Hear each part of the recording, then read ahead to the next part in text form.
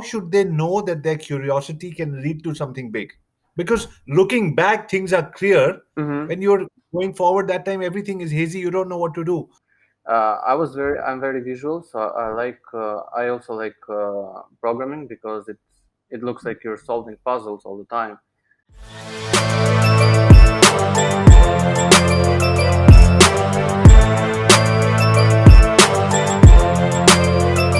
Hey guys, this is Avi Arya, father of 2 girls, 6 dogs, husband to a superwoman, a street car racer turned hotelier, now social media marketer and founder of Internet Moguls. Welcome to my channel. Hi, guys. As promised, we have Ervin here from Publer. And we always say the shortest distance between two human hearts is always a good story. You tell a perfect stranger a good story and you win hearts for life. So, Ervin, I'm going to tell you my story and then I'm going to request you to tell us yours. Hmm. Sure. So, my name is Avi Arya, father of 2 girls, 6 dogs, husband to a superwoman, a streetcar racer turned hotelier, now social media marketer and founder of Internet Moguls. Ervin, over to you. Okay. So I don't have any kids, first of all. And I mean, I can tell you a little bit about Publer. By the way, it's pronounced Publer, so it's short for publisher because that's what he basically does. He publishes posts on social networks. Uh, I, Lovely. s- I started Publer many years ago when I was still in university. My brother had just started a travel agency, and he saw that Facebook was very, very big back then, and he wanted something to automate posts on Facebook. So he gave me this idea: how about you build like a scheduler for Facebook? So that's how Publer started, and eventually I saw that many people or many businesses had the same issue, and with over the years, like it grew, and now it supports all the major social networks. Awesome. Great. So tell us about your story a little bit. Where are you from? What background? How were you as a child? Did you think that you're going to have a startup like this, or what was happening growing up? Sure. So I'm from Albania, and we're also located in Albania.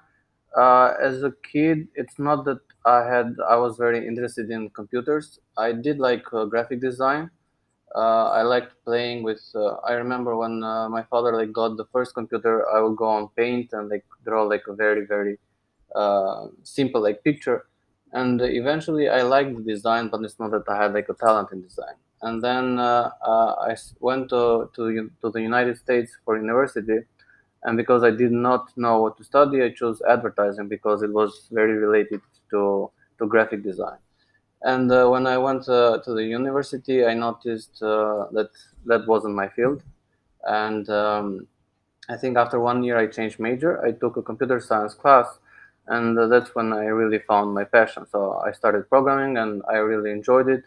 And after graduating is when I started building like apps. I was focused on Facebook because it was very simple to build something on Facebook. Back then, Facebook apps were, I mean, even right now, they're very big, but back then were very popular. And because you could build like a very simple app on Facebook, it gave me a way to experience or like to gain experience.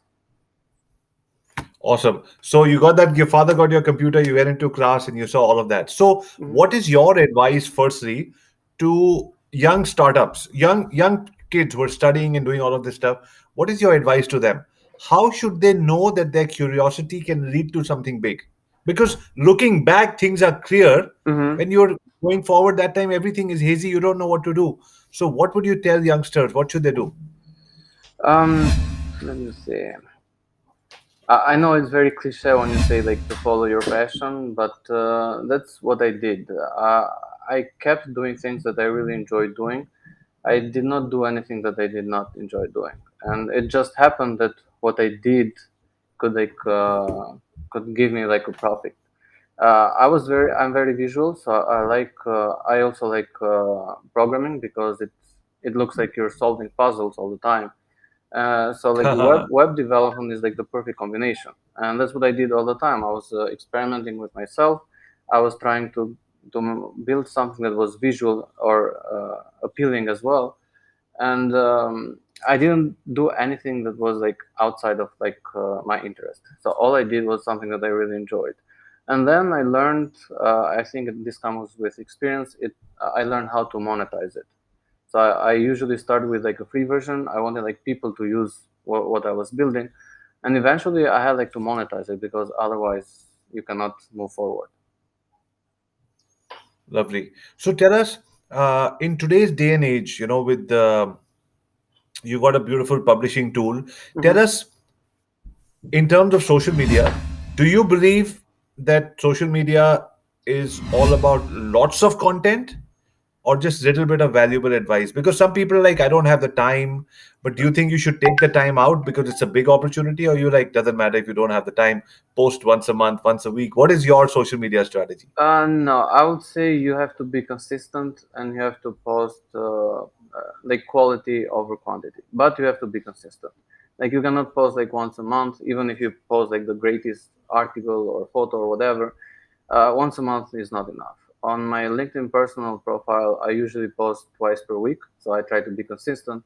And like when I prepare those posts, I do spend like hours. Even like a simple status update on Wow. LinkedIn will take me like maybe like 1 or 2 hours because I want to curate it. And LinkedIn has its own tricks. Like you have like to write in paragraphs. You cannot like write big text without like separating the paragraphs. You also have like to catch your audience. You have to be correct. Like you cannot make typos or anything because LinkedIn is professional network, and you cannot use abbreviations or emojis.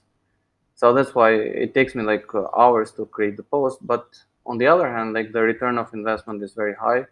I don't have many followers on LinkedIn, but yet my posts they do get a lot of reach or an engagement.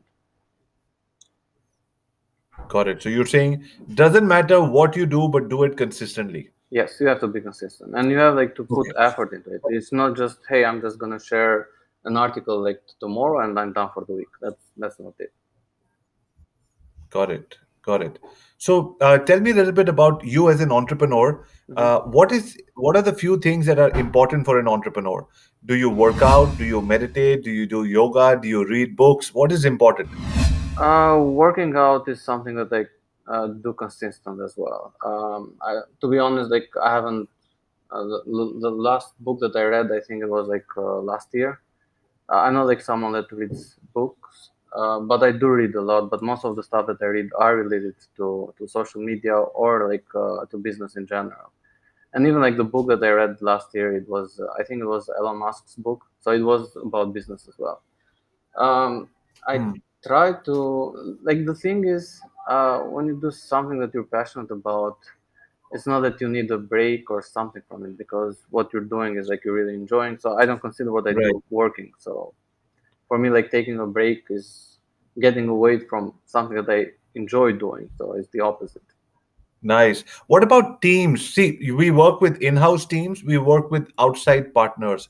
How do you manage the friction or the misunderstanding or the frustrations? You want things done a certain way Hmm. and it doesn't happen. How do you manage that? We do like daily stand-ups. So even on not every day, but 3 times per week, we do have like daily meetings or like our morning meetings.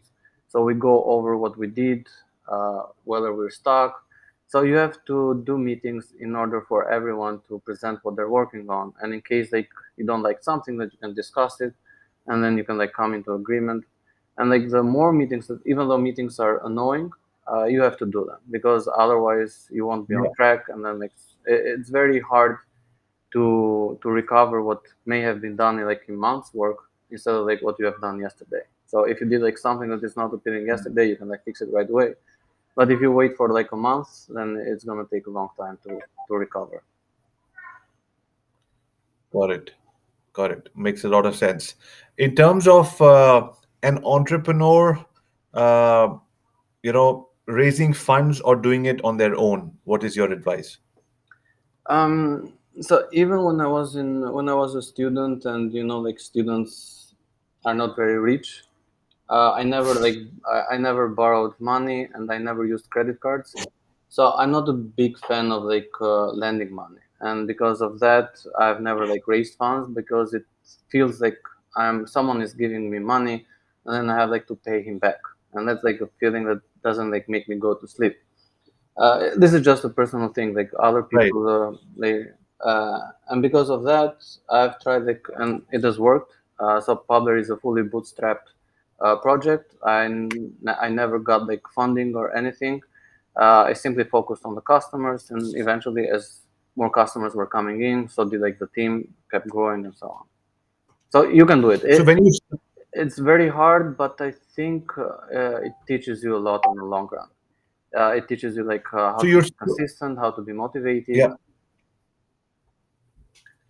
But tell and me, mhm. how much do you think should how do you have like 1 year worth of money reserved, 2 years, 3 years when you start, when you bootstrap and you know money is not coming from anywhere?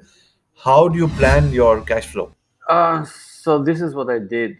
So I was living in the United States. I worked there for 3 years as a software developer in another company. So I did save some money like in those 3 years, and I decided to move back home to Albania in order to start Publer. I mean, not start Publer. Publer was a side project back then, but I wanted to dedicate my full time to it. So I had like some side money, and in order to not spend them, I just moved in back with my parents. So this is like something that you can, or anyone can easily do. Just moving with your parents so that you don't like spend money on like rent or like living expenses. And then eventually I was just working nonstop until I got like the first customer, and then like the first 10 customers, the first 100 customers. And like the more money that came in, that the more it gave me like freedom to like expand. It just Look, takes tell time. me, It just takes time. but so when you have your first customer Hmm. and you do for all the people who have, SaaS products like yours, Hmm. should they first go to a B2B big client so they can get good monthly recurring income, or should they go to 30 small B2C clients? What's your strategy?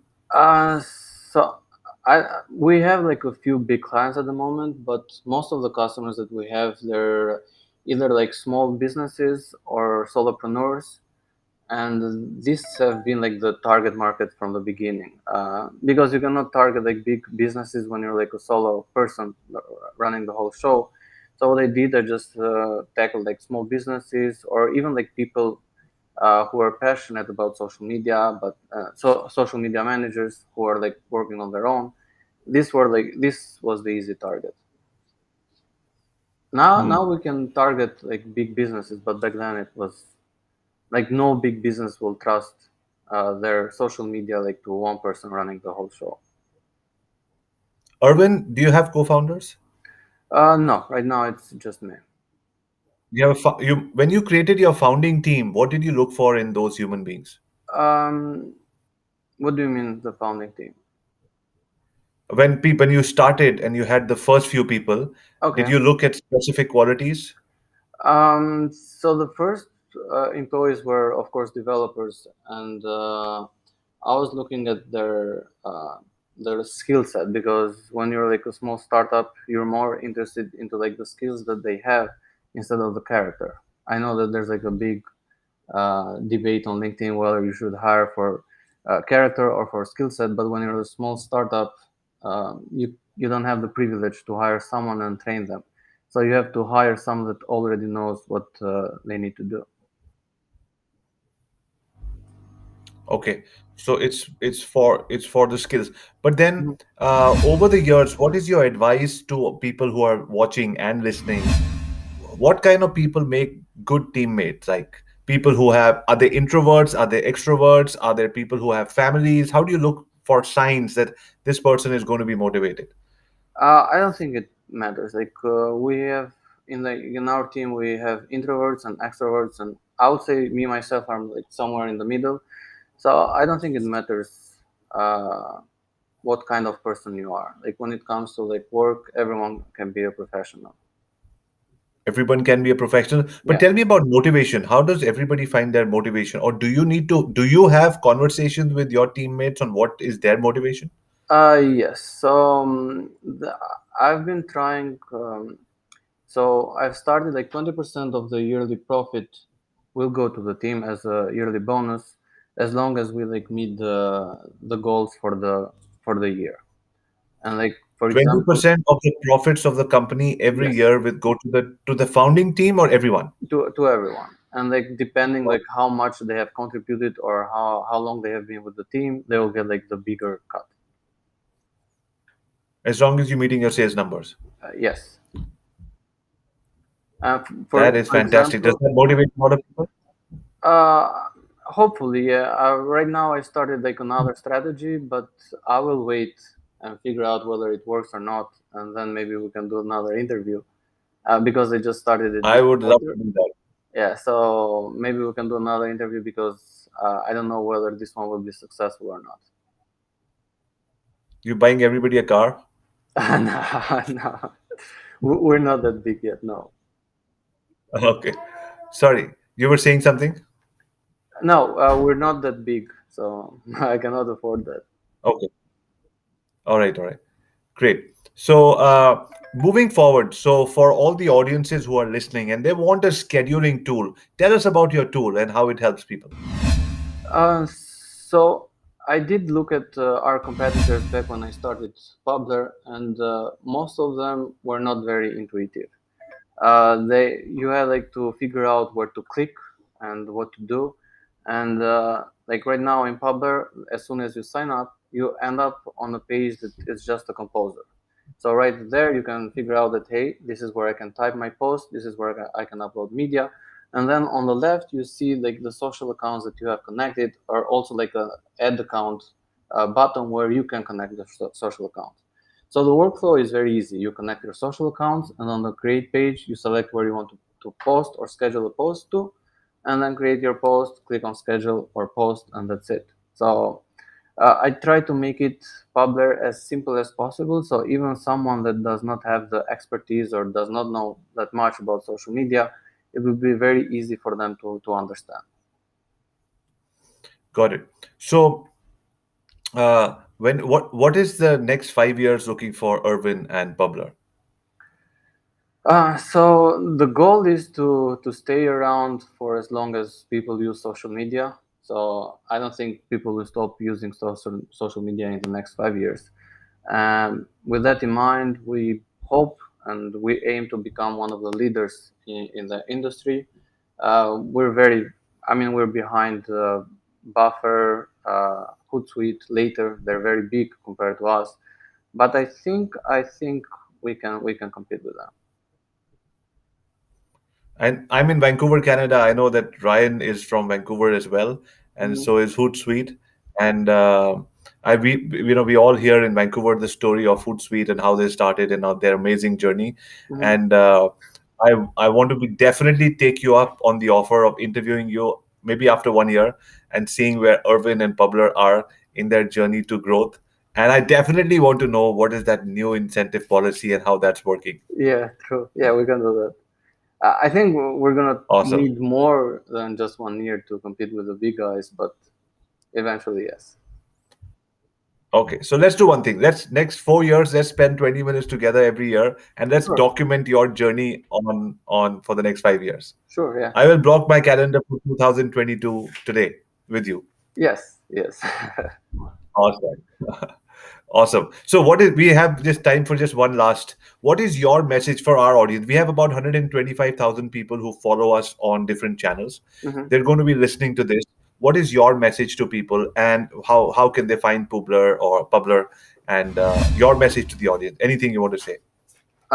So regarding like what they want to achieve in life, or like, Anything about your tool? We want actually people to try out your tool, go to your website, actually do make an account and okay, really become your customers. So your message to them. do you want me to share my screen, or I mean, Sure, whatever, however you want it. okay, I mean, I'm not going to share my screen. So finding Okay. Publer is very easy. Uh, you just go on Google, search for Publer, it will show up. But if you want to go straight to the website, it's publer.io, and you can easily sign up using email and password, or using like your social networks that you use. And like once you're done, you can like set up your social accounts, and you can like start scheduling your post. This is like the easiest thing that you can do. But Publer is very, very powerful. Even though it looks simple, it's very powerful, kind of like a superhero, because superheroes are powerful. And we offer several integrations. One of the most used integration is the one with Canva.